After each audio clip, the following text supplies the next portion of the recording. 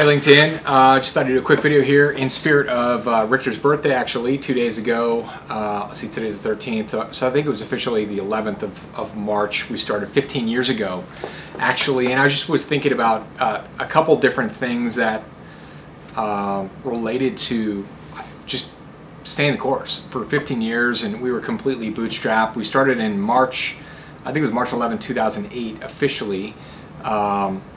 And you know, the economic environment was interesting. It was during that. I mean, we just had this interesting thing with Silicon Valley Bank, and it's funny because it reminds me a little bit of 2008 and what was going on then, and we were completely bootstrapped and how hard that was. But it was a couple things certainly. It was like getting organized very quickly, focusing on the things that were crucial, focusing on things that were incredibly important, and not getting distracted by the noise. Like things like sales, like who can you call, who needs your product or service, getting really focused on sales, getting really focused on, defining your target public. Back then I was obsessive about really zeroing in on what we call the target public or the target audience, and really staying in the lane of, selling the exact people that have that need or want, and then just making sure that you have the best possible product, and sort of always being a perfectionist about, making the product incredible, or service. I always thought about a service as a product, so we'd always kind of productize our service, and then customer experience, like mapping out the customer experience and making it the best it can possibly be. And beyond that, it's like just building out the team and training and building out the team and having the best people you can. And I was thinking about this morning when I was driving in a little bit about how, over the years of being an entrepreneur, there's been a lot of moments where I've had to motivate people. Push people and motivate people, and that can be really frustrating, and that has a shelf life. And I think that if you can wake up in the morning and find a way, these are one of the most valuable things. If you can wake up in the morning and find a way to be motivated, find a way to get yourself motivated, and then take initiative on that motivation, that for a team is super valuable. Having a team that is motivated and then takes initiative against that motivation, and then sort of putting them in the right areas to make sure that you have your divisions, and here's the outcome we want from those divisions, and sort of giving the vision, giving the objectives, and pushing towards that can go a long way. A big organizational drain is if you have to motivate people, if you have to push people, if you have to drive orders down the line.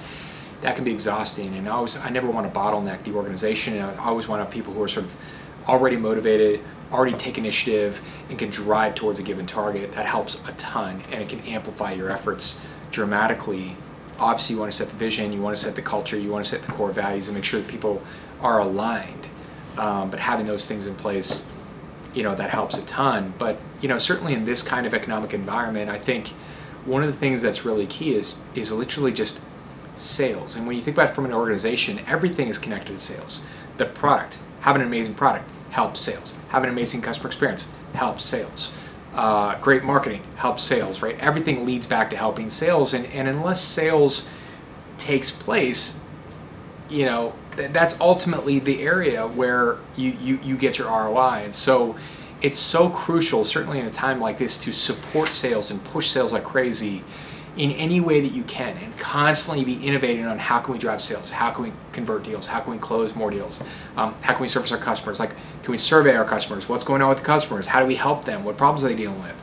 Anything that you can do to lean into sales is going to help, and there's always a way, there's always a need. Things have to flow no matter what, and so you have to kind of find where those flows are, where those avenues are, and how you can support your customers better. And I think the more you do that, the better off you are.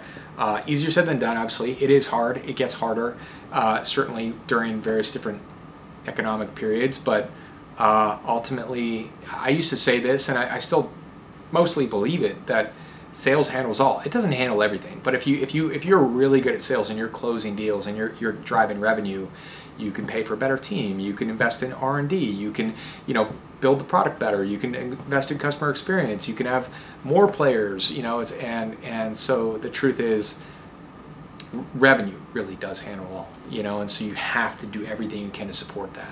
And that was a big part of what we did over the years, and just staying consistent on that, and just working it and iterating and doing better and better and better. And ultimately just being persistent, consistent and persistent, and those things really, really pay off.